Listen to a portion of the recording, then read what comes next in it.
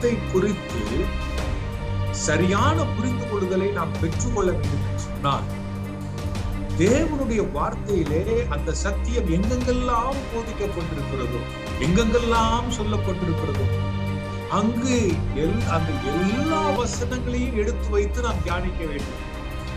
அப்பொழுதுதான் தேவனுடைய முழுமையான அந்த சத்தியம், அந்த போதனை நமக்கு கிடைக்க முடியுமானது. கிருபையின் உபதேசத்தராய் இருக்கட்டும் அல்லது கிருபையின் உபதேசத்தை எதிர்ப்பவர்களாய் இருக்கட்டும், இரண்டு பேருமே ஒரு குறிப்பிட்ட பகுதிக்கு பின்பு நின்று விடுகிறார்கள். அந்த கிருபையிலே இன்னும் அதிகமாக பயணிக்க மாட்டேன் என்று சொல்கிறார்கள். அந்த கிருபையின் முழு ஆசீர்வாதத்தையும் பெற்றுக் கொள்ளாமல் இருக்கிறார்கள். இங்க நம்ம கிருபையின் உபதேசத்தார் தேவன் நம்முடைய பாவத்தை நாம் பாவம் செய்தாலும் கூட அவர் மன்னித்து கொண்டே இருக்கிறார், அவர் நியாயம் தீர்ப்பதில்லை என்று சொல்லி அங்கே நின்று விடுகிறார்.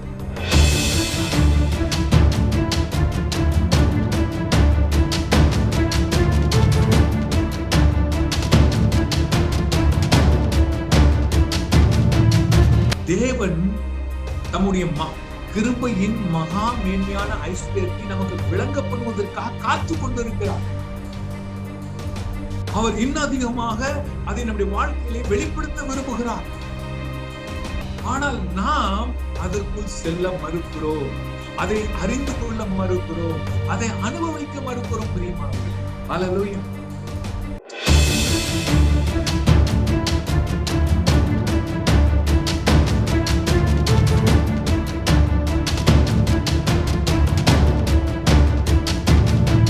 கிருபையினாலே தேவன் நம்முடைய பாவத்தை பார்த்தும் நியாயம் தீர்ப்பதில்லை, அவர் நம்மை கண்டனப்படுத்துவது இல்லை, அவர் நம்மை குற்றப்படுத்துவது இல்லை என்று சொல்லி அங்கேயே நின்று கொண்டிருக்கிறார். மறுபடியும் மறுபடியும் அதே தவறிலே விழுந்து கொண்டிருக்கிறார், அதே பாவத்திலே விழுந்து கொண்டிருக்கிறார். கிறிஸ்தவ வாழ்க்கை என்பது அது அல்ல. கட்டப்பட்டு நாம் உயர வேண்டும், வளர வேண்டும்.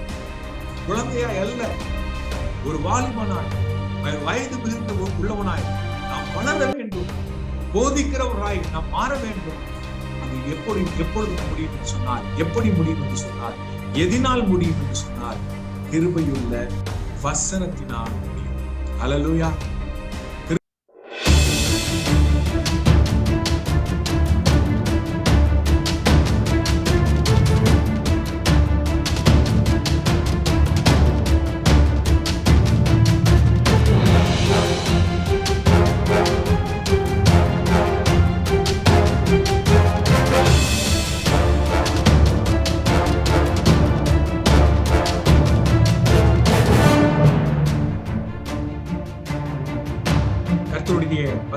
நாமத்திற்கு மகிமை உண்டாவதாக.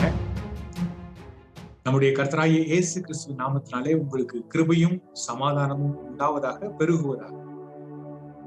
பிரியமானவர்களே, கடந்த 7 மாதங்களாக நாம் தொடர்ந்து புதிய உடன்படிக்கையின் சத்தியங்களை தியானித்துக் கொண்டு வருகிறோம். இது எனக்குமே பெரிய ஆசீர்வாதமாக இருக்கிறது. நிச்சயமாக கர்த்தருடைய சத்தியம் நம்மை விடுவிக்கிறது, நம்மை ஆசீர்வதிக்கிறது, நம்மை ஆவிக்குரிய வாழ்விலே நிலையிலே ஒரு புதிய உயரத்தை அடைய அது உதவுகிறது.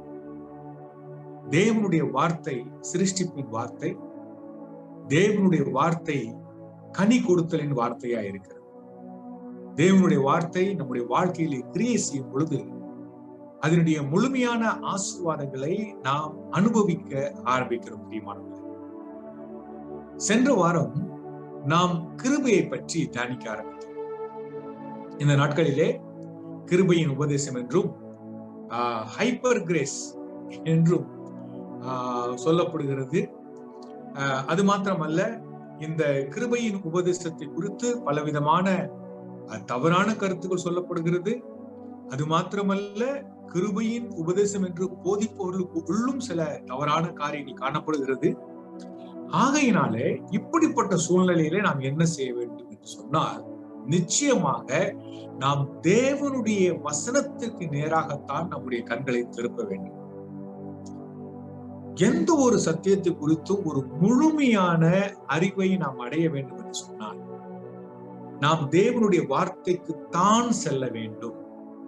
அது மாத்திரமல்ல, ஒரு குறிப்பிட்ட தவறை அநேக பிரசங்கியார் செய்வார்கள். அது என்னவென்று சொன்னால், ஏதாவது ஒரு வசனத்தை எடுத்துக்கொண்டு அந்த வசனத்தை வைத்தே முழு உபதேசத்தையும் அவர்கள் போதிக்க ஆரம்பிப்பார்கள்.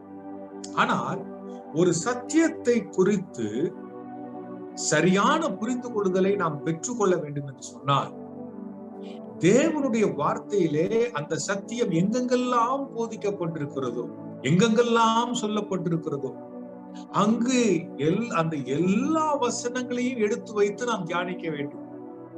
அப்பொழுதுதான் தேவனுடைய முழுமையான அந்த சத்தியம், அந்த போதனை நமக்கு கிடைக்கும். பிரியமானவர்களே, நான் என்னை பொறுத்தவரை இந்த கிருபையின் உபதேசம் என்பதை விட நான் புதிய உடன்படிக்கையின் உபதேசம் என்று குறிப்பிடுவதை சரியாக உணர்கிறேன். ஏனென்று சொன்னால், நம்முடைய கரத்தில் இருக்கிற வேதாகமும் இரண்டாக பிரிக்கப்பட்டிருக்கிறது.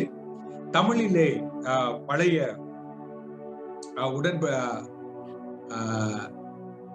பழைய உடன்படிக்கை, புதிய உடன்படிக்கை, ஆங்கிலத்திலே ஓல்டு டெஸ்டமெண்ட், நியூ டெஸ்டமெண்ட் என்று சொல்கிறோம் அல்லவா?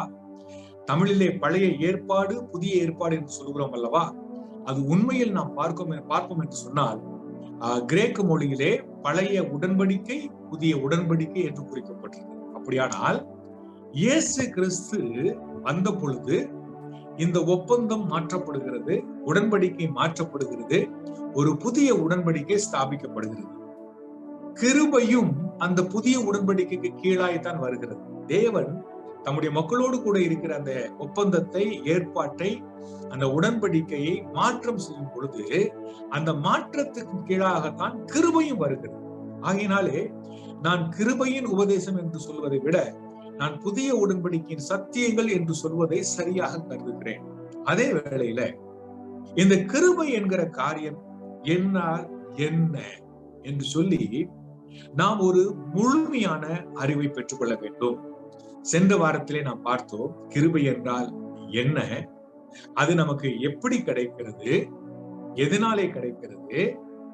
அது மாத்திரமல்ல, அந்த கிருபையை சிலர் காம விகாரத்துக்கு ஏதுவாக புரட்டுகிறார்கள்.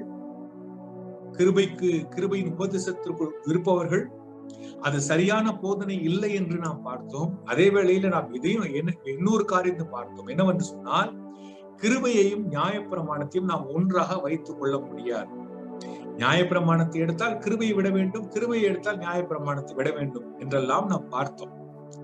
இன்று நாம் என்ன பார்க்க இருக்கிறோம் என்று சொன்னால், இந்த கிருபை என்ன நம்முடைய வாழ்க்கையில என்ன காரியங்கள் செய்கிறது, என்னென்ன செய்கிறது.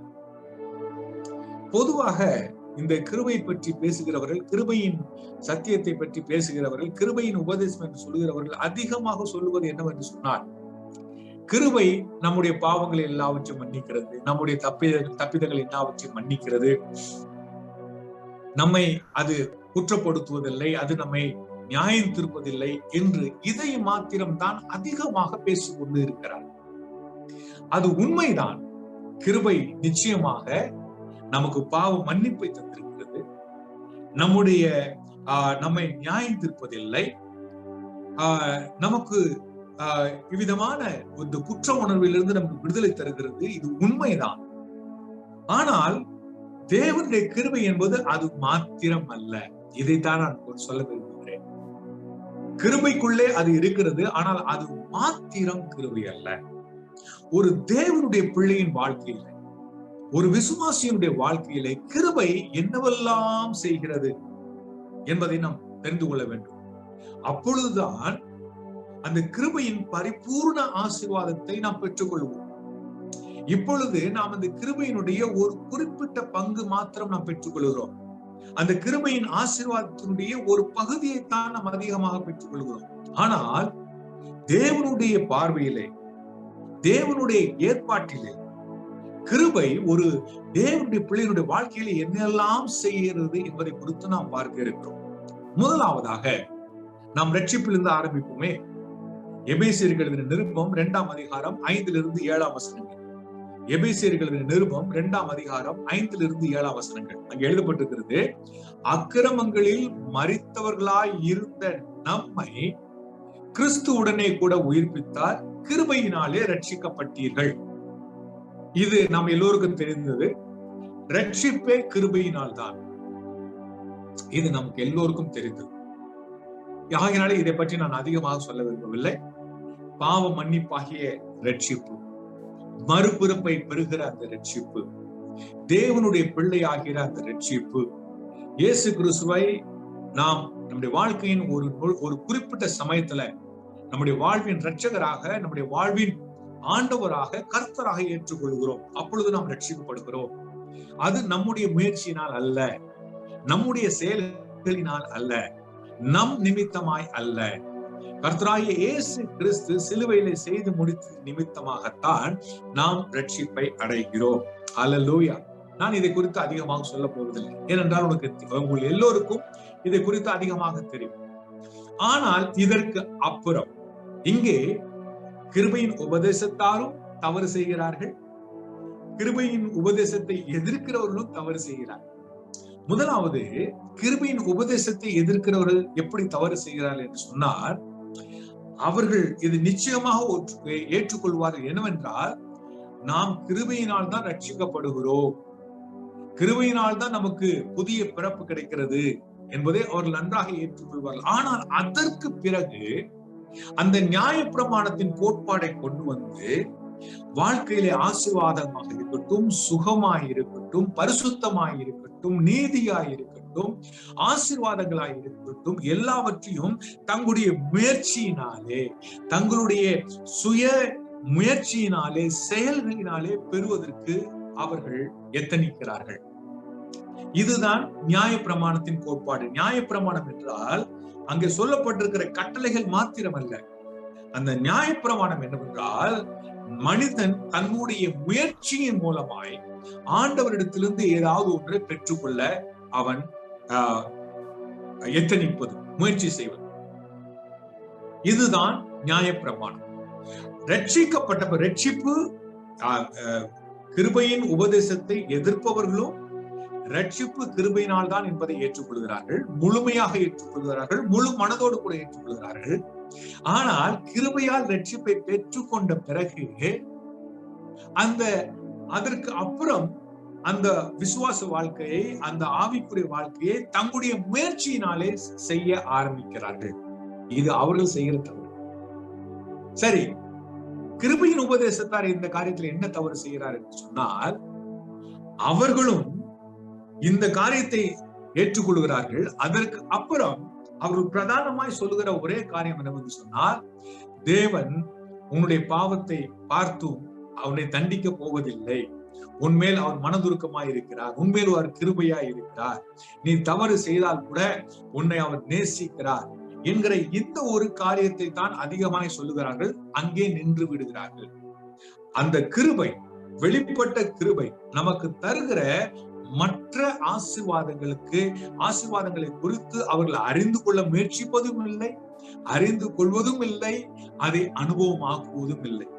ஆகையினாலே கிருபையின் உபதேசத்தராய் இருக்கட்டும் அல்லது கிருபையின் உபதேசத்தை எதிர்ப்பவர்களாய் இருக்கட்டும், இரண்டு பேருமே ஒரு குறிப்பிட்ட பகுதிக்கு பின்பு நின்று விடுகிறார்கள். அந்த கிருபையிலே இன்னும் அதிகமாக பயணிக்க மாட்டேன் என்று சொல்கிறார்கள். அந்த கிருபையின் முழு ஆசீர்வாதத்தையும் பெற்றுக் கொள்ளாமல் இருக்கிறார்கள். இங்கே நாம் கவனிப்போம். எபேசியர் 2ஆம் அதிகாரம் 5ஆம் வசனத்துல நாம் பார்த்தோம், கிருபையினாலே ரட்சிக்கப்பட்டீர்கள். ஆனால் அடுத்த வசனத்தை கவனிங்க, அது ஒரு ஆரம்பம் மாத்திரம்தான். அடுத்த வசனத்தை கவனிங்கள். 6ஆம் வசனத்திலே, கிறிஸ்து இயேசுவுக்குள் அவர் நம்மிடத்தில் வைத்த தயவினாலே தம்முடைய கிருபையின் மகா மேன்மையான ஐஸ்வரியத்தை வருங்காலங்களில் விளங்க செய்வதற்காக. இதை நன்றாய் புரிந்து கொள்ளுங்கள்.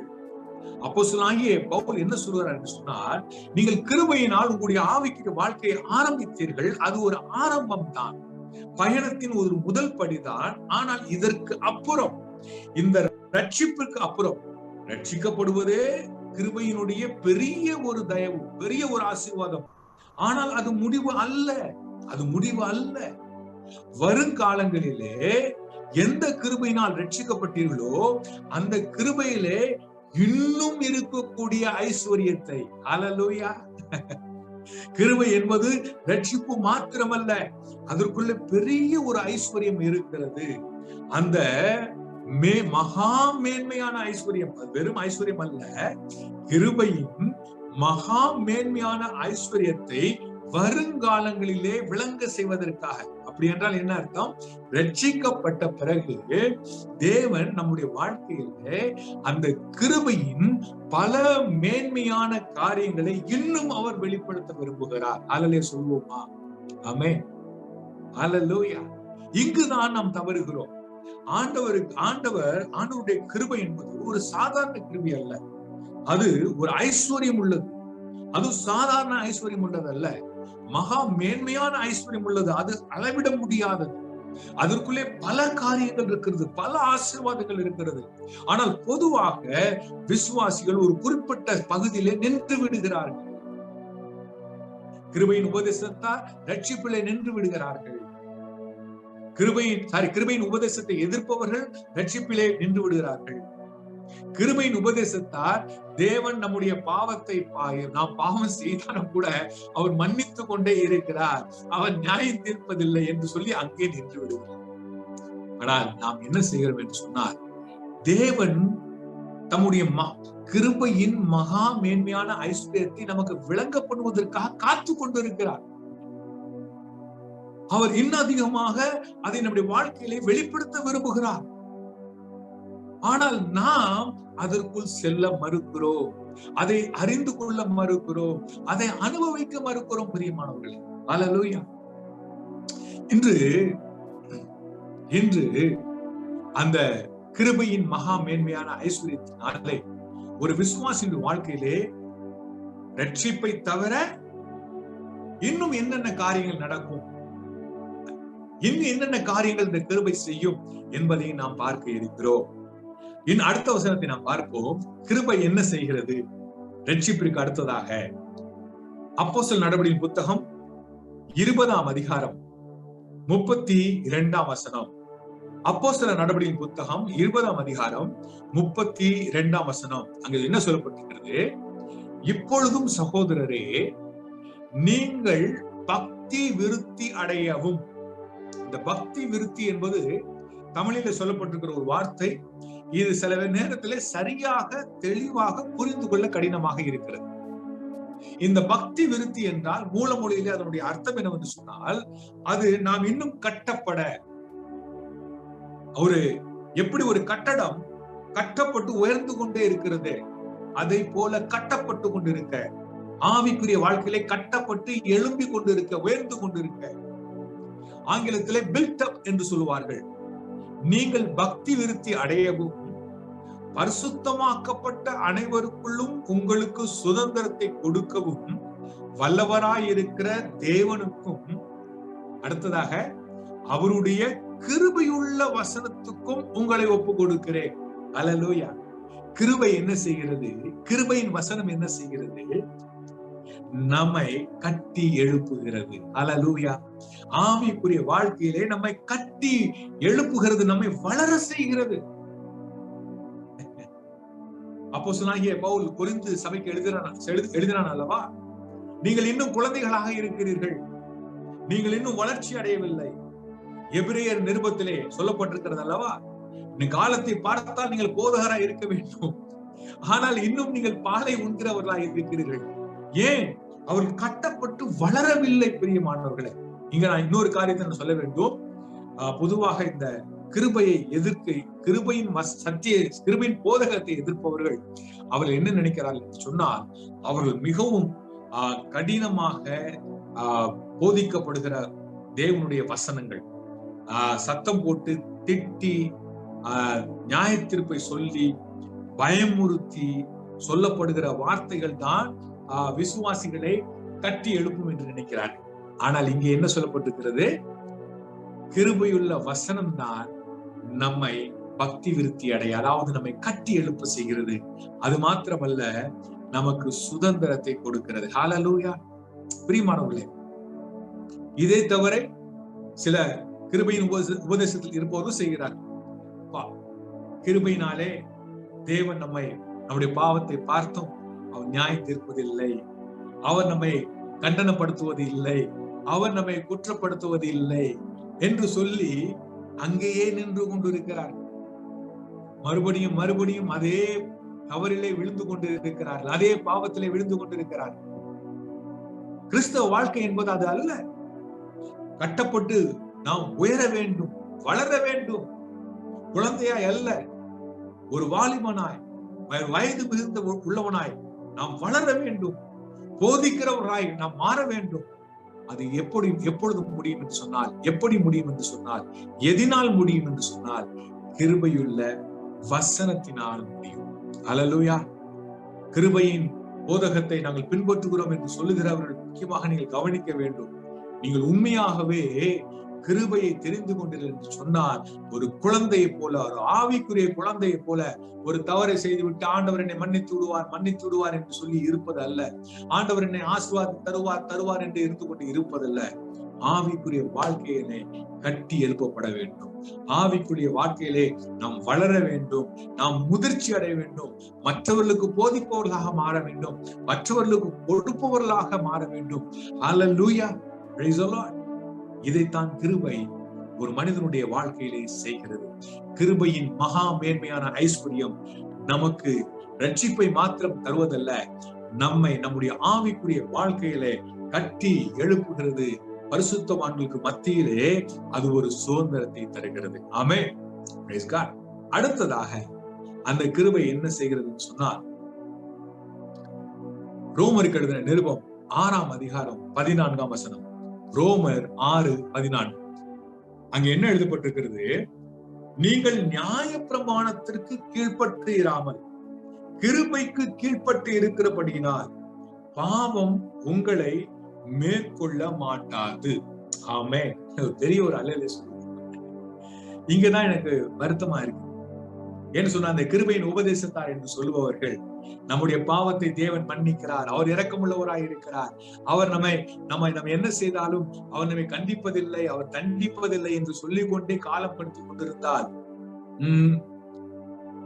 நீங்கள் கிருபையின் முதல் வகுப்பில் கூட நீங்கள் வரவில்லை. இன்னும் சொல்ல வேண்டும் என்றால், நீங்கள் இன்னும் எல்கேஜி என்று சொல்லுவோம் அல்லவா இந்தியாவிலே, முதல் வகுப்புக்கு முன்பாக 2 வருஷங்கள் எல்கேஜி யூகேஜி அல்லவா, அந்த எல்கேஜியில் கூட நீங்கள் வரவில்லை. எல்கேஜிக்கு முன்னாடி ஒன்று இருக்கிறது, அதை ப்ரீ ஸ்கூல் என்று சொல்வார்கள், பிளே ஸ்கூல் என்று சொல்வார்கள். பிளே ஸ்கூல், எல்கேஜிக்கு முன்பாக பிளே ஸ்கூல். நீங்கள் கிருபையினாலே தேவன் என் பாவத்தை கண்டிப்பதில்லை, தண்டிப்பதில்லை, அதை அவர் கண்டுகொள்வதில்லை, அவர் நியாயம் தீர்ப்பதில்லை என்பதை மாத்திரம் சொல்லிக் கொண்டிருப்பீர்கள் என்று சொன்னால், நீங்கள் கிருபையிலே ப்ரீ ஸ்கூல்ல தான் இருக்கிறீங்க. கிருபையின் மகா மேன்மையான ஐஸ்வர்யம் என்னவென்று நீங்கள் இன்னும் அறிந்து கொள்ளவில்லை அன்பர்களே, பிரியமானவர்களே. கிருபை என்ன செய்கிறது, கிருபை நமக்கு எதற்காக கொடுக்கப்பட்டது என்பதை புரிந்து கொள்ள வேண்டும். கிருபை என்பது வெறுமனே நம்முடைய பாவத்தை செய்து கொண்டே இருப்பதற்காக, அதிலே மன்னிப்பை பெற்றுக்கொண்டே இருப்பதற்காக தரப்படவில்லை. என்ன சொல்லப்பட்டிருக்கிறது? நீங்கள் நியாயப்பிரமாணத்திற்கு கீழ்ப்பட்டு இராமல் கிருபைக்கு கீழ்ப்பட்டு இருக்கிறபடினால் பாவம் உங்களை மேற்கொள்ள மாட்டாது. அப்படி என்றால் என்ன அர்த்தம்? கிருபைக்கு கீழ்ப்பட்டு இருக்கிறபடினாலே நாம் பாவத்தின் மேல் வெற்றி உள்ளவர்களாக வாழுவோம். ஹல்லேலூயா. பாவம் நம்மை மேற்கொள்ள முடியாது, பாவம் செய்ய வைக்க முடியாது. ரோமர் 7ஆம் அதிகாரத்திலே அந்த பின்பகுதியிலே அப்போஸ்தலன் பவுல் சொல்கிறான் அல்லவா, ஐயோ நிர்பந்தமான மனுஷன் நான். அப்படிப்பட்ட வாழ்க்கை அல்ல, அது கிருபையின் வாழ்க்கை அல்ல, அது நியாயப்பிரமாணத்தின் வாழ்க்கை. பாவத்திற்கு தோற்று போகிற வாழ்க்கை, பாவத்திலே வீழ்ந்து விடுகிற வாழ்க்கை, பாவத்திலே வாழ்ந்து கொண்டிருக்கிற வாழ்க்கை, அது நியாயப்பிரமாணத்தின் வாழ்க்கை. பிரியமானவர்களே, என்னுடைய பாவத்தை கிருபை மன்னிக்கிறது என்று சொல்லிக் கொண்டிருப்பது மாத்திரம் கிருபையின் உபதேசம் அல்ல, அது பிளே ஸ்கூல்ல இருக்கிற ஒரு வாழ்க்கை. நீங்கள் தேவனுடைய கிருபையின் உபதேசத்தை சரியாய் புரிந்து கொண்டீர்கள் என்று சொன்னால், தேவனுடைய கிருபையை, அதனுடைய மகா மேன்மையான ஐஸ்வர்யத்தை அனுபவிக்கிறீர்கள் என்று சொன்னால், நீங்கள் பாவத்தின் மேலே ஜெயம் உள்ளவர்களாக, பரிசுத்தமானவர்களாக, நீங்கள் தேவனை பெற்று வாழ்வீர்கள். ஹல்லேலூயா, ஹல்லேலூயா, பிரைஸ் தி லார்ட். கிருபை என்ன செய்கிறது? நம்மை பாவத்தை மேற்கொள்ள செய்கிறது, பாவத்தை ஜெயிக்க செய்கிறது, பாவத்தின் மேல் வெற்றி பெற்று பரிசுத்தமாய் வாழ உதவி செய்கிறது. ஆமென். Praise God. கர்த்தருக்கு மகிமை உண்டாவதாக. தயவு செய்து கிருபையின் உபதேசத்தில் இருப்பவர்கள், ஐயோ என்னுடைய கிருபையினால் தேவன் என்னை மன்னித்து விடுகிறார், அவர் எத்தனை பாவம் செய்தாலும் மன்னித்து விடுகிறார், மன்னித்து கொண்டே இருக்கிறார், தயவு செய்து கொண்டே இருக்கிறார், கண்டிப்பதில்லை என்கிற அந்த பகுதியில் இருந்து வளர்ந்து வாருங்க. அந்த பிளே ஸ்கூல்ல இருந்து அட்லீஸ்ட் நீங்க ஒரு எல்கேஜிக்காக வாருங்க, அடுத்த படிக்கு வாருங்க, முதல் வகுப்புக்கு வாருங்க. கிருபையின் மூலமாக பாவத்தின் மேல் வெற்றி உள்ளவர்களாக, பரிசுத்தம் உள்ளவர்களாக வாழுங்கள் பிரியமானவர்களே. அடுத்ததாக அந்த கிருபை என்ன செய்கிறது? எபிரேயருக்கு எழுதின நிருபம் 13ஆம் அதிகாரம் 9ஆம் வசனம். எபிரேயருக்கு எழுதின நிருபம் 13ஆம் அதிகாரம் 9ஆம் வசனம். அங்கே சொல்லப்பட்டிருக்கிறது, பலவிதமான அந்நிய போதனைகளால் அலைப்புண்டு திரியாதிருங்கள், போஜன பதார்த்தங்களினால் அல்ல, கிருபையினாலே இருதயம் ஸ்திரப்படுவது நல்லது. ஆமென். கிருபை நம்மை ஸ்திரப்படுத்துகிறது, கிருபை நம்மை பலப்படுத்துகிறது. ஆமென். இதைத்தான் இன்னொரு இடத்திலும் அப்போஸ்தலனாகிய பவுல் சொல்கிறார். 2 தீமோத்தேயு 2ஆம் அதிகாரம் 1ஆம் வசனம். 2 தீமோத்தேயு 2ஆம் அதிகாரம் 1ஆம் வசனம். அங்கே என்ன சொல்லப்பட்டிருக்கிறது? ஆதலால் என் குமாரனே, நீ கிறிஸ்து இயேசுவில் உள்ள கிருபையிலே பலப்படு. ஆமென். கிருபை நம்மை பலப்படுத்துகிறது, கிருபை நம்மை ஸ்திரப்படுத்துகிறது, கிருபை நம்மை உறுதிப்படுத்துகிறது. நீங்கள் நன்றாக கவனித்து பாருங்கள். சில விசுவாசிகள் அவர்களுக்கு கிருபையின் உபதேசத்தில் இருப்பவர்களாக இருக்கலாம் அல்லது இல்லாமல் இருக்கலாம். சில கிறிஸ்தவர்கள், சில விசுவாசிகள் எப்பொழுது பார்த்தாலும் எழுந்து விழுந்து எழுந்து விழுந்து எழுந்து விழுந்து இப்படியே வாழ்ந்து கொண்டிருப்பார்கள். அவர்களுடைய ஆவிக்குரிய வாழ்க்கையிலே ஒரு ஸ்திரத்தன்மை இருக்காது, ஒரு உறுதி இருக்காது. அவர்கள் ஆவிக்குரிய வாழ்க்கையிலே மிகவும் பலவீனமாய் இருப்பார்கள். ஆனால் கிருபையின் மகா மேன்மையான ஐஸ்வர்யத்தை வருங்காலங்களிலே விளங்க பண்ணுகிற தேவன், அப்படி அவர் விளங்க பண்ணும் பொழுது அந்த கிருபையை மென்மேலும் நாம் பெற்று, கிருபையின் பலவித ஆசீர்வாதங்கள் நாம் பெறும் பொழுது, இந்த வசனத்தில் சொல்லப்பட்டிருக்கிற விதமாக நாம் பலப்படுவோம், நாம் ஸ்திரப்படுவோம், நாம் ஆவிக்குரிய வாழ்க்கையிலே நாம் உறுதியாயிருப்போம், நாம் ஸ்திரமாயிருப்போம். எழுந்து விழுந்து எழுந்து விழுந்து நடக்கிற ஆவிக்குரிய வாழ்க்கை அல்ல, ஒரு ஸ்திரமான வாழ்க்கை, தேவனுக்கு என்று ஒரு ஸ்திரமாய் உறுதியோடு பலனோடு வாழ்கிற ஒரு வாழ்க்கை, அது நமக்கு கிருபை தருகிறது. ஹல்லேலூயா. கிருபையின் உபதேசத்தில் இருப்பவர்கள் நான் மறுபடியும் சொல்ல விரும்புகிறேன், நான் என்ன செய்தாலும் ஆண்டவர் என்னை கண்டு கொள்வதில்லை, அவர் என்ன செய்தாலும் நேசிக்கிறார், அவர் என்னை மன்னித்து கொண்டே இருக்கிறார், என்னை தண்டிப்பதில்லை, எனக்கு கண்டிப்பதில்லை என்று சொல்லிக் கொண்டே இருக்காதீர்கள். ஹல்லேலூயா. எந்த கிருபை உங்களுடைய பாவத்தை மன்னிக்கிறதோ அதே கிருபை உங்களை ஆவிக்குரிய வாழ்க்கையிலே ஸ்திரப்படுத்துகிறது, பலப்படுத்துகிறது. அந்த ஆசீர்வாதங்கள் வரும் பொழுது நீங்கள் பாவத்திலே விழுந்து ஆண்டவருடைய மன்னிப்பை மறுபடியும் பெற வேண்டிய அவசியம் இருக்காது. ஹல்லேலூயா. ஏனென்றால் அந்த கிருபையின் நிமித்தமாய் நீங்கள் பலன் உள்ளவர்களாக, நீங்கள் ஸ்திரம் உள்ளவர்களாக, நீங்கள் உறுதி உள்ளவர்களாக ஆவிக்குரிய வாழ்க்கையிலே வாழ்வீர்கள். ஹல்லேலூயா. Praise the Lord. நான் மறுபடியும் சொல்லுகிறேன், நியாய பிரமாணம் அல்ல, நியாய பிரமாணத்தின் போதனை அல்ல, கிருபையின் போதனை தான் நம்மை ஸ்திரப்படுத்துகிறது, கிருபையின் போதனை தான் நம்மை பலப்படுத்துகிறது. ஹல்லேலூயா. Praise the Lord. அடுத்ததாக கிருபை என்ன செய்கிறது? தீத்துக்கு எழுதின நிருபம், அப்போஸ்தலனாகிய பவுல் தீத்துவுக்கு எழுதின நிருபம் 2ஆம் அதிகாரம் 11 - 13 வரை உள்ள வசனங்கள்.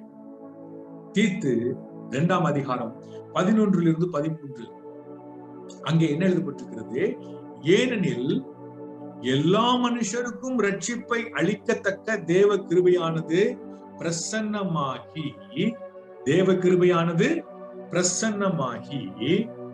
நாம் நாம் அவபக்தியையும் லௌகிக இச்சைகளையும் வெறுத்து தெளிந்த புத்தியும் நீதியும் தேவ பக்தியும் உள்ளவர்களாய் இவ்வுலகத்தில் ஜீவனம் பண்ணி நாம் நம்பி இருக்கிற ஆனந்த பாக்கியத்திற்கும் மகா தேவனும் நமது இரட்சகரும் ஆகிய இயேசு கிறிஸ்துவனுடைய மகிமையின் பிரசன்னமாகுதலுக்கும் எதிர்பார்த்து கொண்டிருக்கும்படி நமக்கு போதிக்கிறது. இப்பொழுது இந்த இடையில் இருக்கிற காரியங்களை நாம் பிராக்கெட்டில போடுவோம் என்று சொன்னால், வைப்போம் என்று சொன்னால், தேவ கிருபையானது பிரசன்னமாகி மற்ற காரியங்களை பிராக்கெட்ல வைத்து நமக்கு போதிக்கிறது. தேவ கிருபையானது பிரசன்னமாகி நமக்கு போதிக்கிறது. இன்னும் சொல்ல போனால், இன்னும் ஷார்ட்டாக சொல்ல வேண்டும் சொன்னால், தேவ கிருபையானது நமக்கு போதிக்கிறது. அண்டர்லைன் பண்ணி கொடுங்க. கிருபை என்பது, மகனே மகளே, நீ எவ்வளவு வேணாலும் பாவம் செய்து கொள், எவ்வளவு வேணாலும் விழுந்து கொள், உன்னை மன்னித்து கொண்டே இருப்பேன். ஆஹா, அது மாத்திரம் கிருபை அல்ல. அது கிருபையின் ஒரு மிக குறைந்த சதவீதம். அது கிருபையின் ஆரம்பம், அவ்வளவுதான். அங்கேயே உட்கார்ந்துக்க கூடாது, அங்கேயே நாம் உட்கார்ந்துக்க முடியாது. நாம் தொடர்ந்து அந்த கிருபையினுடைய ஐஸ்வர்யத்தை அனுபவிக்க வேண்டும். அதைத்தான் தேவன் விரும்பி இருக்கிறார். நாம் ரட்சிப்பு பெற்ற பிறகு தேவ கிருபையினுடைய மகா மேன்மையான ஐஸ்வர்யத்தை உங்களுடைய என்னுடைய வாழ்க்கையிலே அவர் விளங்க பண்ண விரும்புகிறார். அந்த கிருபை என்ன செய்கிறது? நமக்கு போதிக்கிறது. ஹல்லேலூயா. கிருபையின் உபதேசத்தாரே, எத்தனை பேர் அந்த கிருபையின் போதனையை கேட்டிருக்கிறீர்கள்? அந்த கிருபையின் கிருபையின் சத்தத்தை கேட்டிருக்கிறீர்கள். அது என்ன போதிக்கிறது? 12ஆம் வசனத்திலே 13ஆம் வசனத்திலே பார்க்கும் பொழுது, நாம் அவபக்தியையும் லௌகிக இச்சைகளையும் வெறுத்து. ஆமென். கிருபை என்பது இச்சைகளிலே வாழ்ந்து கொண்டே இருந்து கொண்டு, நான் இச்சைகளில் வாழுவேன், தேவனை மன்னிப்பார் என்கிற அப்படிப்பட்ட வாழ்க்கை கிருபையின் உபதேசம் அல்ல. கிருபை நமக்கு போதிக்கிறது. நம்முடைய பாவங்களை தேவன் கிருபையினாலே மன்னித்துக் கொண்டே இருக்கிறார், அது உண்மை. ஆனால் அங்கே உட்கார்ந்து இருக்காதீர்கள். அது பிளே ஸ்கூல். தயவு செய்து எல்கேஜி, யூகேஜி அல்லது ஃபர்ஸ்ட் ஸ்டாண்டர்டுக்கு வாங்க, செகண்ட் ஸ்டாண்டர்டுக்கு வாங்க. அங்க கிருபை நமக்கு போதிக்கிறது. என்ன போதிக்கிறது? அந்த அவபக்தியையும் லௌகிக இச்சைகளையும் வெறுக்க வேண்டும் என்று போதிக்கிறது. தேவனுடைய கிருபையை பெற்றவர் பாவத்தை விரும்ப மாட்டார், பாவத்தை நேசிக்க மாட்டார். உண்மையாய் கிருபையை அறிந்தவர், உண்மையாய் தேவனுடைய கிருபையை அறிந்தவர்கள் பாவத்தை விரும்பி பாவத்தை நேசிப்பவர்களாக, பாவத்திலே வாழ்ந்து கொண்டவர்களாக இருக்க மாட்டார்கள். ஹல்லேலூயா. கிருபையை ருசி பார்த்தவர்கள், கிருபையின் சத்தத்தை கேட்டவர்கள், கிருபையின் போதனையை கேட்டவர்கள் என்ன செய்வார்கள்? அவபக்தியும் லௌகிக இச்சைகளை என்ன செய்வார்கள்? வெறுப்பார்கள். ஆமென். அதைத்தான் கிருபை போதிக்கிறது. கிருபையின் உபதேசம் என்று சொல்லி கிருபையிலே ஏதோ ஒரு புள்ளியை மாத்திரம் எடுத்துக்கொண்டு நாம் அதை பலூனை போல ஊதி பெரிதாக்கி இருப்பதனால்தான் சில வேளைகளிலே கிருபையின் உபதேசம் மற்றவர்களால் தூஷிக்கப்படுகிறது. கிருபை ஒரு தேவ பிள்ளையினுடைய வாழ்க்கையில் என்னெல்லாம் செய்கிறது என்பதை நாம் சரியாய் புரிந்து கொள்ள வேண்டும். அதற்கு முழு தேவனுடைய வேதாகமத்தையும் நாம் பார்க்க வேண்டும். ஆமென். அது நமக்கு போதிக்கிறது. கிருபை நமக்கு போதிக்கிறது. என்ன போதிக்கிறது? அவபக்தியையும் லௌகிக இச்சைகளையும் வெறுத்து தெளிந்த புத்தியும் நீதியும் தேவ பக்தியும் உள்ளவர்களாய் இவ்வுலகத்திலே ஜீவனம் பண்ணி. நீ எப்படி வேணாலும் இரு, நீ பரலோகத்துக்கு போயிடுவ, அங்க போய் நீ பர்ஃபெக்ட் ஆயிடுவ, அங்க போனா எல்லாரும் பர்ஃபெக்ட் ஆயிடுவாங்க, அங்க போய் பர்ஃபெக்டா இருக்கிறதுக்கு என்ன தேவை? நான் இந்த உலகத்திலே தேவனுடைய கிருபையினால் ஒரு ஆசீர்வாதம், ஒரு பரிசுத்தமான வாழ்க்கையை வாழ்ந்து காட்டுவதுதான் என்று உலகத்திற்கு நாம் கொடுக்க போகிற ஒரு பெரிய ஒரு சாட்சி. தேவனுடைய கிருபை ஒரு மனிதனை பாவத்திலிருந்து மன்னிப்பது மாத்திரமல்ல, அந்த மனிதனை நீதிமானாய் அறிவிப்பது மாத்திரமல்ல, அந்த கிருபை அவனை நீதி உள்ளவனாகவும் மாற்று. நான் சொல்லுகிற காரியத்தை மறுபடி சொல்கிறேன், புரிந்து கொள்ளுங்கள். தேவனுடைய கிருபையானது வெறுமனே நம்முடைய பாவத்தை மன்னிப்பது மாத்திரமல்ல, தேவனுடைய கிருபையானது நம்மை நீதிமான் என்று அறிவிப்பது மாத்திரமல்ல, தேவனுடைய கிருபை நம்மை நீதி உள்ளவர்களாக மாற்றுகிறது. அல்லேலூயா. நீதியின் வாழ்க்கை வாழ்பவர்களாக மாற்றுகிறது. அல்லேலூயா. கர்த்தருக்கு மகிமை உண்டாவதாக. அதுதான் கிருபையின் ஐஸ்வர்யம். ஆமென். தெளிந்த புத்தியும் நீதியும் தேவ பக்தி உள்ளவர்களாய் உலகத்திலே ஜீவனம் பண்ணி நாம் நம்பி இருக்கிற ஆனந்த பாக்கியத்துக்கும் மகாதேவனும் நமது இரட்சகருமாய் இயேசு கிறிஸ்துவுடைய மகிமையின் பிரசன்னமாவதற்கு எதிர்பார்த்து கொண்டிருக்கும்படி நமக்கு போதிக்கிறது. ஆமென். பிரியமானவர்களே, சொல்லுகிற ஒவ்வொரு வசனத்தையும் எடுத்து நீங்கள் தியானியுங்கள். பரிசுத்த ஆவியானவர் இன்னும் அதிகமாய் உங்களுக்கு விளக்குவார், உங்களுக்கு போதிப்பார். அந்த கிருபையின் ஐஸ்வர்யத்தை நீங்கள் புரிந்து கொள்வீர்கள். கிருபையின் எல்லா ஆசீர்வாதங்களையும் புரிந்து கொள்வீர்கள். அந்த பரிபூர்ணமான கிருபையின் ஆசீர்வாதத்தை நீங்கள் பெற்றுக் கொள்வீர்கள். அடுத்ததாக 2 தெசலோனிக்கேயர் எழுதிய 2ஆம் நிருபம் 2ஆம் அதிகாரம் 16ஆம் வசனம். 2ஆம் அதிகாரம் 16ஆம் வசனம். அங்க எழுதப்பட்டிருக்கிறது, நம்முடைய கர்த்தராகிய இயேசு கிறிஸ்துவும் நம்மிடத்தில் அன்பு கூர்ந்து நித்திய ஆறுதலையும் நல் நம்பிக்கையும் கிருபையாய் நமக்கு கொடுத்திருக்கிற நம்முடைய பிதாவாகிய தேவன். இதை மூல மொழியில பார்த்தீர்கள் என்று சொன்னால் எப்படி இருக்கிறது என்றால், நம்மிடத்தில் அன்பு கூர்ந்து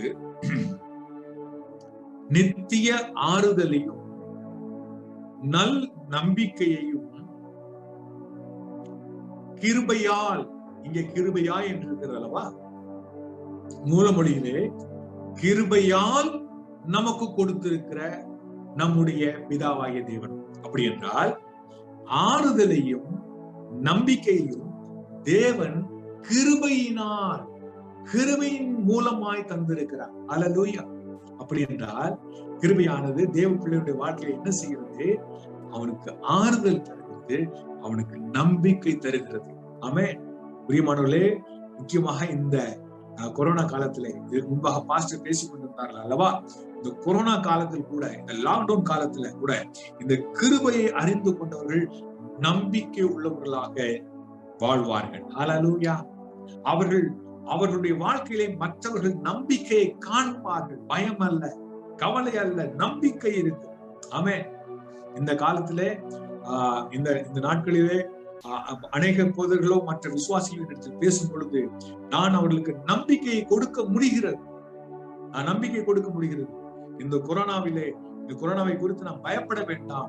இந்த கொரோனாவின் மேலே தேவனுடைய கிருபையினாலே வெற்றி கொண்டு நாம் முன் செல்வோம், நம் ஆசீர்வாதத்தோடு கூட முன் செல்வோம் என்று சொல்லி அவர்களுக்கு நம்பிக்கை கொடுக்க முடிகிறது. ஏன் தெரியுமா? இந்த கிருபையின் உபதேசத்திற்குள் வந்த பின்னால் தான். அல்லேலூயா. அதற்கு முன்னால் நான் ஒரு மிஷனரியாக இருந்தாலும், ஒரு தேவனுடைய ஊழியனாக இருந்தாலும் பலவித பிரச்சனைகளினாலே நான் கலங்கி இருக்கிறேன். ஆனால் இப்பொழுதோ எவ்வளவு ஒரு கடினமான சூழ்நிலையாய் இருந்தாலும் இப்பொழுது தேவனுடைய கிருபையை புரிந்து கொண்டதினாலே அந்த பயங்கரமான பிரச்சனைகள் மத்தியிலே நம்பிக்கையோடு வாழவும் அதன் மேலே வெற்றி பெறவும் என்னால் முடிகிறது. பிரியமானவர்களே, அல்லேலூயா. கிருபை என்ன செய்கிறது? நமக்கு ஆறுதலையும் நம்பிக்கையும் தருகிறது. அடுத்ததாக கிருபை என்ன செய்கிறது என்று சொன்னால், கொலோசியர்கள் நிருபம் 1ஆம் அதிகாரம் 6ஆம் வசனம். கொலோசியர்கள் நிருபம் 1ஆம் அதிகாரம் 6ஆம் வசனம் எழுதப்பட்டிருக்கிறது, அந்த நம்பிக்கை குறித்து நீங்கள் முன்னமே சத்திய வசனமாகிய சுவிசேஷத்தினாலே கேள்விப்பட்டீர்கள். அந்த சுவிசேஷம் உலகமெங்கும் பரப்பி பலன் தருகிறது போல உங்களிடத்திலும் வந்து, நன்றாய் கவனியுங்கள், இதற்கு அப்புறம் உள்ள வாக்கியத்தை நன்றாய் கவனியுங்கள், நீங்கள் அதை கேட்டு தேவ கிருபையை சத்தியத்தின்படி அறிந்து கொண்ட நாள் முதல் அது உங்களுக்குள்ளும் பலன் தருகிறதா இருக்கு. அல்லேலூயா. சுவிசேஷம் அல்லது தேவனுடைய வார்த்தை நம்முடைய வாழ்க்கையில எப்பொழுது கிரியை செய்கிறது, எப்பொழுது அது நமக்கு நம்ம பலன் தருகிறது. இன்று வேதாகமத்திலே பல காரியங்களை நாம் வாசிக்கிறோம், பல வாக்கு தத்தங்களை படிக்கிறோம். பல காரியங்களை நாம் அறிந்து கொள்கிறோம். ஆனால் அந்த காரியங்கள் நம்முடைய வாழ்க்கையிலே காணப்படுவதில்லை. அந்த காரியங்கள் நம்முடைய வாழ்க்கையிலே அனுபவமாவதில்லை. காரணம் என்னவென்று சொன்னால், அந்த வார்த்தையானது நம்மிலே இன்னும் பலன் கொடுக்கவில்லை. எப்பொழுது பலன் கொடுக்கும் என்று அப்போஸ்தலர் சொல்லுகிறார். இங்கே சொல்லுகிறார், தேவ கிருபையை சத்தியத்தின்படி அறிந்து கொண்ட நாள் முதல் அது உங்களுக்குள்ளும் பலன் தருகிறது. அல்லேலூயா. பிரியமானவர்களே, அப்போஸ்தலர் என்ன சொல்கிறார் என்று சொன்னால், தேவனுடைய வார்த்தையில் இருக்கிற ஆசீர்வாதங்கள், தேவனுடைய வார்த்தையில் இருக்கிற காரியங்கள் எப்பொழுது உங்களுடைய வாழ்க்கையிலே பலன் தரும்? அது எப்பொழுது பலன் தரும் என்றால், நீங்கள் தேவ கிருபையை அறிந்து கொள்ளும் பொழுதுதான். அல்லேலூயா. என்று சிலர் சொல்லுவார்கள், தேவனுடைய கோபத்தை, தேவனுடைய நியாய தீர்ப்பை பிரசங்கிக்க வேண்டும். உண்மைதான், தேவனுடைய நியாய தீர்ப்பு என்று இருக்கிறது, அதை குறித்து பிரசங்கிக்க வேண்டும். ஆனால் நான் ஒரு விசுவாசி எப்பொழுது தேவனுடைய வார்த்தையுடைய பலனை, அதனுடைய கனிகளை, அதனுடைய ஆசீர்வாதங்களை அனுபவிப்பார். எப்பொழுது நாம் தேவ கிருபையை அறிந்து கொள்ளும். அல்லேலூயா. இப்பொழுது நான் சொல்கிறது நன்றாக கவனியுங்கள். தேவ கிருபை என்ன செய்கிறது என்று சொன்னால், தேவ கிருபை தேவனுடைய வார்த்தையிலே சொல்லப்பட்டிருக்கிற காரியங்களை நம்முடைய வாழ்க்கையின் அனுபவமாய் மாற்றுகிறது. அல்லேலூயா. நான் மறுபடியும் சொல்லுகிறேன், கவனியுங்கள். தேவனுடைய கிருபை தேவனுடைய வார்த்தையிலே சொல்லப்பட்டிருக்கிற காரியங்களை நம்முடைய வாழ்க்கையின் அனுபவங்களாய் மாற்றி விடுகிறது. அல்லேலூயா. Praise the Lord. இது எப்பொழுது சாத்தியமாகிறது? தேவ கிருபையை அறிந்து கொண்ட நாள். ஆமென். எப்பொழுது நாம் தேவனுடைய கிருபையை அறிந்து கொள்கிறோமோ, தேவனுடைய கிருபையை புரிந்து கொள்கிறோமோ, தேவனுடைய வார்த்தை நமக்குள்ளே பலன் தர ஆரம்பிக்கிறது, கனி தர ஆரம்பிக்கிறது. ஆமென். உதாரணமாக ஒரு உதாரணம் சொல்கிறேன். ஒரு சரீர சுகத்தை எடுத்துக்கொள்ளுங்களேன்.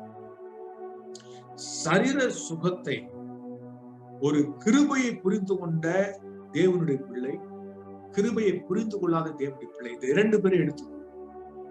யார் அந்த சரீர சுகத்தின் ஆசீர்வாதங்களை அதிகமாக அனுபவிப்பார்கள் என்று சொன்னால், தேவனுடைய கிருபையை புரிந்து கொண்டவர்கள் தான். ஏனென்றால் அவர்களுக்கு தான் இது எளிதாக புரியும். அவருடைய வாழ்க்கையில் தான் இது அனுபவமாகும். அந்த கிருபையை புரிந்து கொண்டவர், என்னுடைய நோயை இயேசு கிறிஸ்து சுமந்து கொண்டார், எனக்காக அவர் தழும்பலை ஏற்றுக்கொண்டார், எனக்காக என்னுடைய சுகத்திற்காக அவர் சிலுவையிலே 2000 வருஷம் முன்பாக காரியத்தை செய்து முடித்து விட்டார். இந்த கிருபையை அவர்கள் புரிந்து கொள்வதனாலே சரீர சுகத்தை பற்றிய தேவனுடைய வார்த்தை அவர்களுக்குள்ளே பலன் தருகிறது, அவர்களுக்குள்ளே வெளிப்படுகிறது எளிதாக. இதே நேரத்திலே நான் உங்களுக்கு, நீங்கள் இதை டெஸ்ட் பண்ணி பாருங்க, நீங்கள் இதை சோதித்து பாருங்க. தேவனுடைய கிருபையை புரிந்து கொள்ளாதவர்கள், தேவனுடைய கிருபையை அறிந்து கொள்ளாதவர்கள் தேவனுடைய சுகத்தை பெற்றுக்கொள்ள கஷ்டப்படுவார்கள், திணறுவார்கள். அதை தங்களுடைய வாழ்க்கையின் அனுபவமாக்கி கொள்வதிலே அவர்கள் கஷ்டப்படுவார்கள், சிரமப்படுவார்கள் பிரியமா. ஆனா அதே வேளையில தேவனுடைய கிருபையை தெரிந்து கொள்ளும் பொழுது தேவனுடைய வார்த்தை நமக்குள்ளே பலன் தருகிறது. தேவனுடைய வார்த்தை நம்முடைய வாழ்க்கையின் அனுபவமாகி விடுகிறது. ஹல்லேலூயா. Praise the Lord. அடுத்ததாக தேவனுடைய கிருபை என்ன செய்கிறது? நான் அதிகமாக விளக்க முடிவதில்லை, ஏனென்றால் இந்த ஒரு செஷனிலே இந்த முழு காரியத்தை நான் முடிக்க விரும்புகிறேன். தயவு செய்து நீங்கள் இதை எடுத்து நீங்கள் அதிகமாக தியானியுங்கள். ரோமருக்கு எழுதின நிருபம் 5ஆம் அதிகாரம் 17ஆம் வசனம். ரோமர் 5:17 அதனுடைய பின்பகுதியை பாருங்க. கிருபையின் பரிபூரணத்தையும் நீதியாகிய ஈவின் பரிபூரணத்தையும் பெறுகிறவர்கள், கிருபையின் பரிபூரணத்தை பெறுகிறவர்கள் என்ன செய்வார்கள்? இயேசு கிறிஸ்து என்னும் ஒருவராலே ஜீவனை அடைந்து ஆளுவார்கள் என்பது அதிக நிச்சயமாக. மூல மொழியில பார்த்தீர்கள் என்று சொன்னால், இங்கே ஜீவனை அடைந்து என்பது என்று இருக்கிறது அல்லவா? மூலமொழியில எப்படி இருக்கிறது? ஜீவனிலே அல்லது வாழ்க்கையிலே. வாழ்க்கையிலே ஆளுவார்கள் என்பது அதிக நிச்சயம். அப்படி என்றால் கிருபை என்ன செய்கிறது? இந்த உலக வாழ்க்கையிலே நம்மை ஆளுபவர்களாக மாற்றுகிறது. ஆமென். இந்த கிருபையை பெற்றவர்கள் ஆளப்பட மாட்டார்கள். வியாதி அவர்களை ஆள முடியாது. அவர்கள் வியாதியின் மேல் ஆளுகை செய்வார்கள். பிரச்சனைகள், சூழ்நிலைகள் கிருபையை புரிந்து கொண்டவர்கள் மேல் ஆளுகை செய்ய முடியாது. கிருபையை புரிந்து கொண்டவர்கள் பிரச்சனை, சூழ்நிலைகள் மேல் ஆளுகை செய்வார். அசுத்த ஆவிகளும் பிசாசும் இவர்கள் மேல் ஆளுகை செய்ய முடியாது. மாறாக கிருபையை பெற்றவர்கள், கிருபையை புரிந்து கொண்டவர்கள் பிசாசின் மேலும் அந்த பிசாசுடைய சேனைகள் மேலும் ஆளுகை செய்வார். கிருபையை பெற்றவர்கள் மேலே, கிருபையை புரிந்து கொண்டவர்கள் மேலே பாவமும் ஆளுகை செய்ய முடியாது. மாறாக கிருபையை பெற்றவர்கள், கிருபையை புரிந்து கொண்டவர்கள் பாவத்தை ஆளுவார்கள். நான் இங்க மறுபடி சொல்லுகிறேன், கிருபையின் பரிபூரணத்தை பெற்றவர்கள் பாவத்தை மறுபடி செய்து அதிலே விழுந்து கொண்டிருக்க மாட்டார்கள். நான் மறுபடி செய்கிறேன், நான் ஆண்டவர் என்னை மன்னிப்பார் என்று சொல்லி கொண்டிருக்க மாட்டார்கள். மாறாக அந்த பாவத்தின் மேல் ஆளுகை செய்பவர்களாக இருப்பார்கள். ஹல்லேலூயா. Praise the Lord. பொருளாதார கடினம், கஷ்டம், பொருளாதார கஷ்டம் அவர்கள் மேல் ஆளுகை செய்ய முடியாது. மாறாக தேவனுடைய கிருபை பெற்றுக் கொண்டவர்கள், தேவனுடைய கிருபையை அறிந்து கொண்டவர்கள் பொருளாதார கஷ்டத்தின் மேலே ஆளுகை செய்வார்கள். ஆமென், ஆமென், ஆமென். கிருபை என்ன செய்கிறது? ஆளப்பட்டு கொண்டிருந்த நம்மை ஆளுபவர்களாக மாற்றுகிறது. ஹல்லேலூயா. Praise the Lord. தயவு செய்து இந்த கிருபையின் உபதேசத்திலே அந்த பிளே ஸ்கூல் அனுபவத்திலிருந்து வெளியே வாருங்கள், மேலே வாருங்கள், வளருங்கள் பிடிப்பார்கள். கிருபையை முழுமையாக புரிந்து கொள்ளும் பொழுது, கிருபையின் பரிபூர்ணத்தை நாம் பெற்றுக் கொள்ளும் பொழுது நாம் ஆளுபவர்களாக மாறுகிறோம். ஹல்லேலூயா, ஹல்லேலூயா. Praise the Lord. மற்ற காரியங்களினாலே ஆளப்படுபவர்களாய் அல்ல, வியாதியை ஆளுபவர்களாக, பிரச்சனைகளை ஆளுபவர்களாக, சூழ்நிலைகளை ஆளுபவர்களாக, பிசாசின் சேனைகளையும் ஆளுபவர்களாக, பாவத்தின் மேல் ஆளுகை செய்பவர்களாக, பண கஷ்டத்தின் மேல் ஆளுகை செய்பவர்களாக, வறுமையின் மேல் ஆளுகை செய்பவர்களாக இருப்பார்கள். ஹல்லேலூயா. இதைத்தான் கிருபை ஒரு தேவனுடைய பிள்ளையுடைய வாழ்க்கையிலே செய்யும். ஆமென். அடுத்ததாக கிருபை என்ன செய்கிறது? 2 கொரிந்தியர் 12ஆம் அதிகாரம் 9ஆம் வசனம். 2 கொரிந்தியர் 12ஆம் அதிகாரம் 9ஆம் வசனம். அதற்கு ஆண்டவர் என்ன சொல்கிறார்? அதற்கு அவர், என் கிருபை உனக்கு போதும். நம்முடைய வாழ்க்கையினுடைய எல்லா நிலைகளிலும், நம்முடைய வாழ்க்கையினுடைய எல்லா தேவைகளிலும் கிருபை போதுமானதாய் இருக்கிறது. ஹல்லேலூயா. Praise the Lord. கர்த்தருக்கு மகிமை.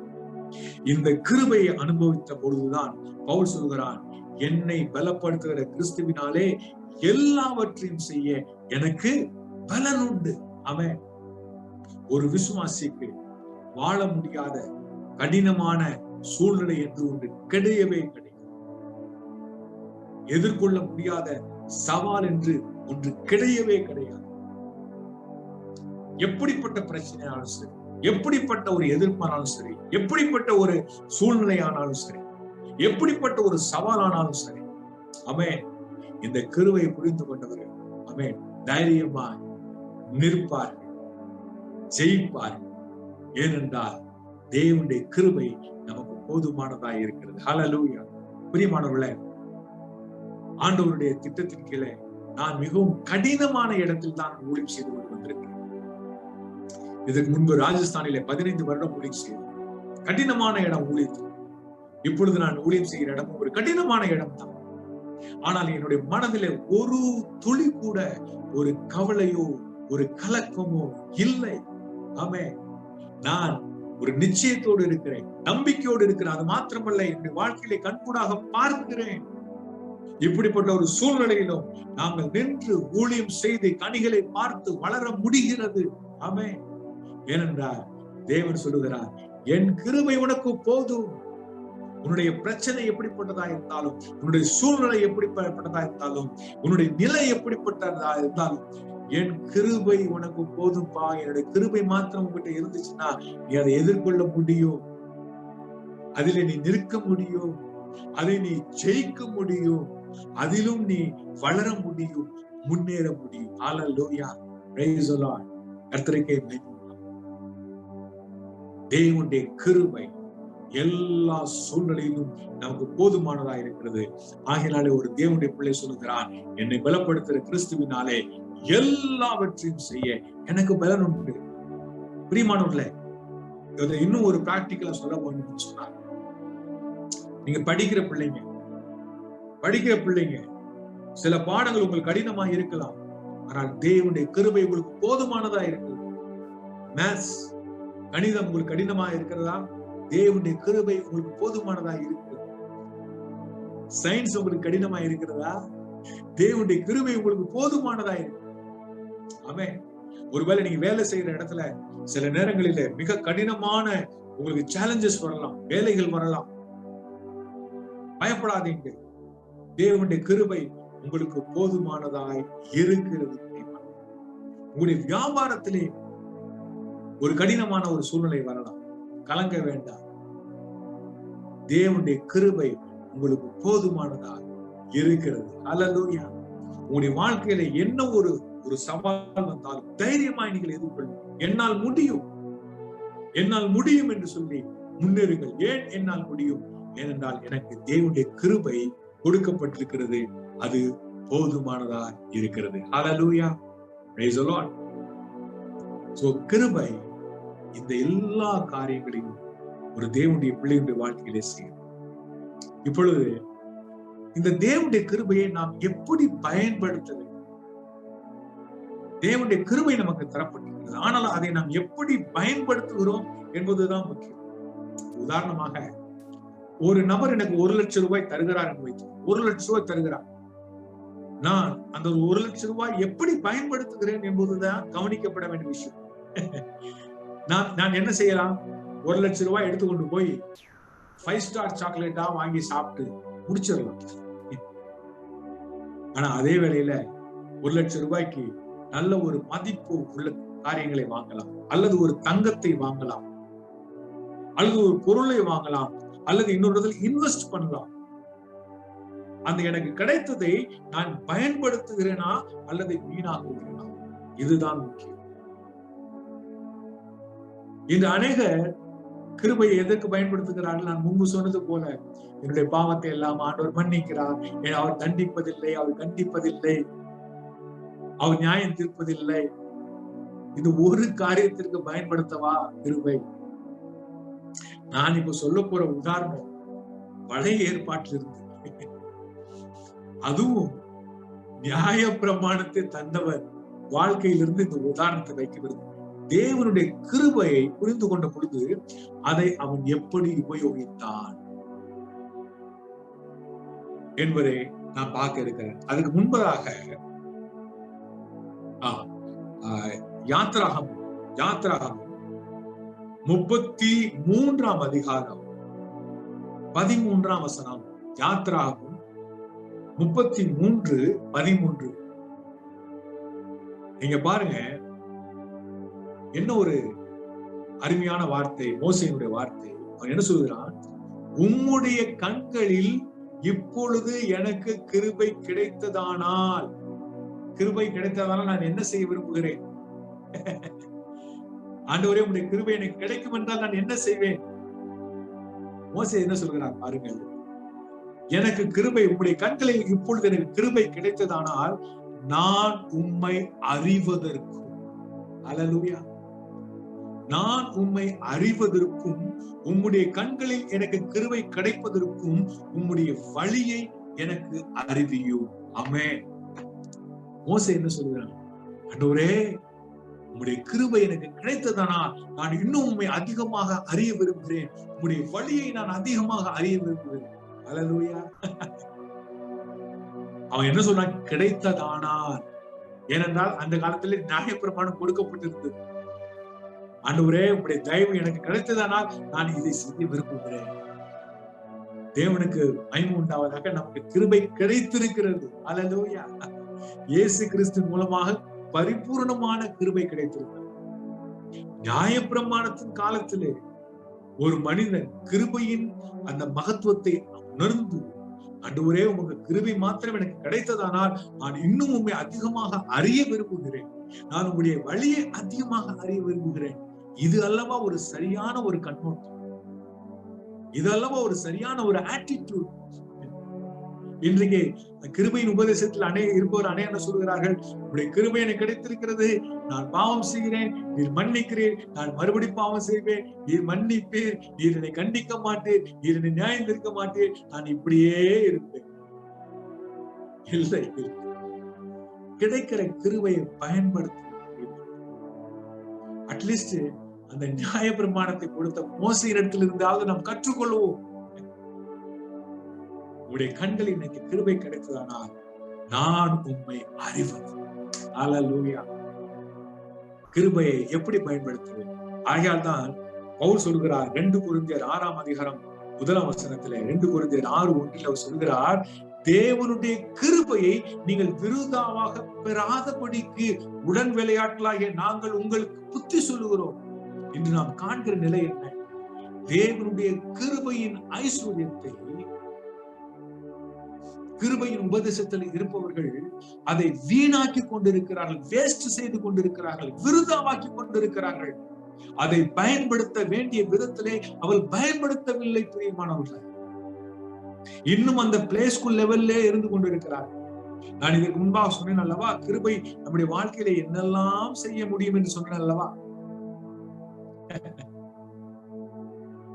கிருபையை வியர்த்தமாக்க வேண்டாம், வீணாக்க வேண்டாம், விருதாக்க வேண்டாம், பயன்படுத்துங்கள்.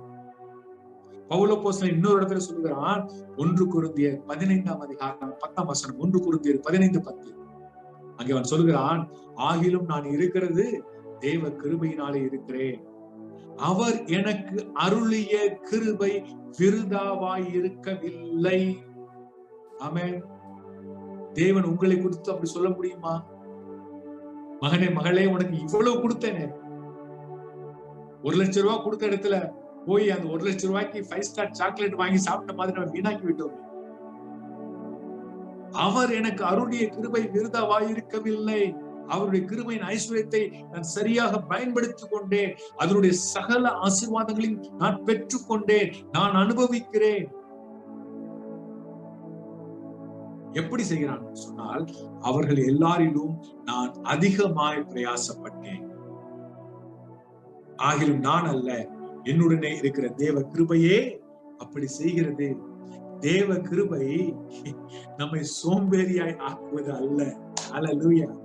இங்க பவுல் சொல்லுகிறான், நான் மற்ற எல்லாரை காட்டிலும் அதிகமாய் பிரயாசப்பட்டேன். எப்படி? எனக்குள்ள இருந்த கிருபை என்னை பிரயாசப்பட வைத்தது, இந்த காரியங்களை செய்ய வைத்தது. ஹல்லேலூயா. Thank you, Jesus.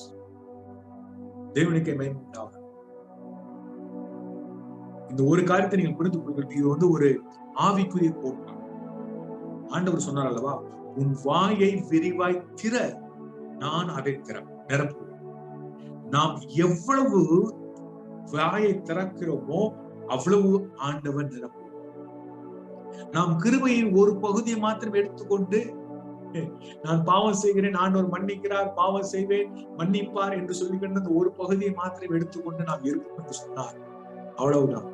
ஆனால் எவ்வளவுக்கு எவ்வளவு கிருபை பற்றி தெரிந்து கொண்டு நாம் வாயை விரிவாய் திறக்கிறோமோ, ஆண்டவரே, கிருபை இதுவும் செய்யுமா, கிருபை இதுவும் செய்யுமா, கிருபை இதுவும் செய்யுமா, கிருபை என்னை ஆள செய்யுமா, கிருபை என்னை பிரயாசப்பட வைக்குமா, கிருபை என்னை பாவத்துமே வெற்றி கொள்ள வைக்குமா, கிருபை என்னை நீதி உள்ளவனாய் மாற்றுமா, கிருபை என்னை பலப்பட செய்யுமா, கிருபை எனக்கு நம்பிக்கை தருகிறதா, கிருபை எனக்கு அது செய்யறா, இது செய்யறா, இது எல்லாம் எனக்கு வேண்டும் ஆண்டவரே, இது எல்லாவற்றையும் நான் அனுபவிக்க விரும்புகிறேன். நான் கிருபையினால் தேவனை தெரிந்து கொள்ள முடியுமா, கிருபையினால் தேவனுடைய வழியை தெரிந்து கொள்ள முடியுமா, இது எல்லாம் எனக்கு தேவை ஆண்டவரே என்று சொல்லி நாம் எவ்வளவாய் வாயை அதிகமாக திறக்கிறோம், அவ்வளவாய் அந்த கிருபையின் ஆசீர்வாதம் நமக்குள்ளே வெளிப்படுத்தி. அல்லேலூயா. தயவு செய்து கிருபையில பிளே ஸ்கூல் லெவல்ல இருந்து வெளியே வாருங்கள், மேலே வாருங்கள். ஆமென். கடைசியாக இந்த வசனத்தை சொல்லி நான் முடிக்க விரும்புகிறேன். 1 பேதுரு 5ஆம் அதிகாரம் 12ஆம் வசனம். 1 பேதுருவுடைய வார்த்தையில் அவர் என்ன சொல்கிறார்? உங்களுக்கு புத்தி சொல்லும்படிக்கும் நீங்கள் நிலை கொண்டு நிற்கிற கிருபை தேவனுடைய மெய்யான கிருபைதான் என்று சாட்சியிடும்படிக்கும் நான் சுருக்கமாய் உங்களுக்கு எழுதி எனக்கு தோன்றுகிறபடி உண்மையுள்ள சகோதரனாகிய சில்வாவனுடைய கையிலே கொடுத்து அனுப்பியிருக்கிறேன். மூல மொழியில இது எப்படி இருக்கிறது என்று சொன்னால், நான் சொல்வதை கவனிங்கள். இந்த கிருபையே தேவனுடைய மெய்யான கிருபை என்று சாட்சி கொடுக்கும்படிக்கும் இதிலே நீங்கள் நிலை கொண்டு நிற்க உங்களுக்கு புத்தி சொல்லும்படி படிக்கும் நான் சுருக்கமாய் உங்களுக்கு எழுதி. பாருங்கள், பேதுரு சொல்கிறார், கிருபை என்று சொல்லும் பொழுது அதுல மெய்யான கிருபை ஒன்று இருக்கிறது, பொய்யான கிருபை ஒன்று இருக்கிறது. காம விகாரத்துக்கு ஏதுவாக புரட்டப்படுகிற காரியம் கிருபை என்று சொல்லுகிறார்களே, அது உண்மையான கிருபை அல்ல, அது பொய்யான கிருபை. நான் எப்படி வாழ்ந்தாலும் பரவாயில்லை, தேவன் மன்னித்து கொண்டே இருப்பார் என்று மாத்திரம் சொல்லிக் கொண்டிருக்கிற கிருபையும் ஒரு மெய்யான கிருபை அல்ல. மெய்யான கிருபை என்னவென்றால், தேவனுடைய வார்த்தையிலே கிருபை என்ன என்ன செய்கிறது, என்ன செய்யும், அந்த ஐஸ்வர்யம் என்ன என்று சொல்லப்பட்டிருக்கிறதோ அதை எல்லாம் எடுக்கும் பொழுதுதான் அது மெய்யான கிருபை. அல்லேலூயா. இங்கே பேதுரு என்ன சொல்கிறார்? இந்த கிருபையே தேவனுடைய மெய்யான கிருபை என்று சாட்சி கொடுக்க முடியும், இதிலே நீங்கள் நிலை கொண்டு நிற்க வேண்டும் என்று உங்களுக்கு புத்தி சொல்லும்படி. பிரியமானவர்களே, எப்பொழுதுமே பிசாசானவன் என்ன செய்வான்? ஆண்டவருடைய ஒவ்வொரு காரியத்துக்கும் ஒரு டூப்ளிகேட் கொண்டு வரும். ரட்சிப்பின் அனுபவத்துல டூப்ளிகேட் கொண்டு வந்திருக்கு. சிலருடைய வாழ்க்கை, ஒரு பாஸ்டர் சொல்லியிருக்கிறார், நான் ரட்சிக்கப்பட்டேன் என்று சாட்சியெல்லாம் கொடுத்தேன், ஆனால் அதுக்கப்புறம் தெரிந்தது நான் ரட்சிக்கப்படவில்லை என்று சொல்லி. ஆனால் அவர் பாஸ்டருடைய மகனா இருக்கும். அதுக்கு பின்பு நான் உண்மையான ரட்சிப்பின் அனுபவத்தில் வந்தேன் என்று சொல்லியிருக்கிறார். இதே போல பரிசுத்தாவின் அனுபவத்திலே டூப்ளிகேசி இருக்கிறது, அந்நிய பாஷையிலே டூப்ளிகேட் இருக்கிறது. அதே போல கிருபையிலும் பிசாசானவன் என்ன செய்கிறான்? டூப்ளிகேட் காரியங்களை கொண்டு வர முயற்சி கொண்டிருக்கிறார். நீங்கள் நம்ப மாட்டீர்கள், எங்களுடைய ஜபல்பூருக்கு பக்கத்திலே கட்டணி என்கிற ஒரு நகரம் இருக்கிறது. அது டூப்ளிகேட் காரிய பொருட்களை தயாரிப்பதிலே மிகவும் பெயர் போன ஒரு நகரம். நான் சொன்னால் நீங்க நம்ப மாட்டீர்கள். கேஷ்யூ நட் முந்திரி, என்ன சொல்லுவோம், அந்த முந்திரி சொல்லும் இல்லையா, அந்த முந்திரி கேஷ்யூ நட், அதற்கு டூப்ளிகேட் அவர்கள் தயாரித்தார். யோசித்து பாருங்க. எப்படி என்றால், நிலக்கடலை, பீனட் என்று சொல்லுகிறோம், நிலக்கடலையை நன்றாக அரைத்து அதற்கு நல்ல வெள்ளைக்கடலை கொடுத்து அதை டையிலே போட்டு ஒவ்வொன்றையும் அந்த முந்திரி பருப்பை போல அச்சிலே போட்டு வைத்து வைத்திருக்கிறார். இப்படிப்பட்ட திறமை உள்ளவர்கள் எங்களுடைய தேசத்திலே இருக்கிறார். இதை போலத்தான் பிசாசானவன் என்ன செய்கிறான்? எல்லாவற்றிற்கும் டூப்ளிகேட் கொண்டு வருகிறான்.